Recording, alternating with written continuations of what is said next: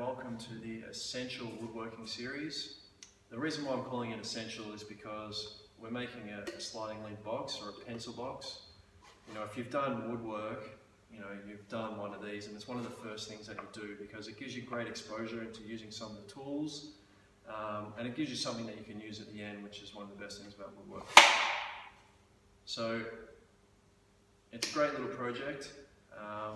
And I'd just like to go through some of the stuff that you need to get started. So the material that you need a couple of bits of 3mm, cut to different sizes. The sizes I'll put below. You need a bit of 12mm or 1/2 inch in the old. This piece is probably 446. This piece is probably about 660 long.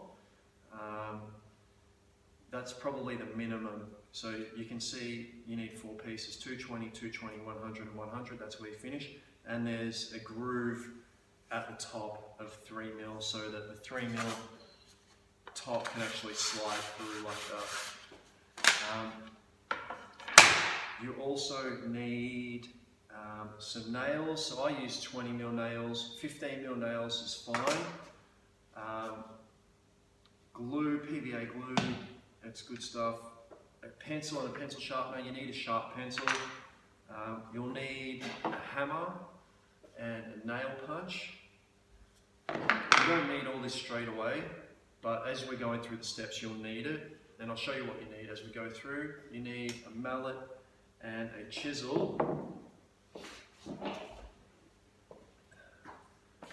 to take out some wood. You also need something to measure with, so you'll need a ruler and a square. This is an adjustable square, which I find is so useful, and you'll see why as we go through the different steps.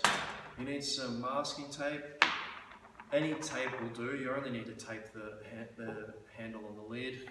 This is a bench hook. You need this because it makes it so easy when you're using your saw. So you need a tenon saw or just a hand saw and a bench hook.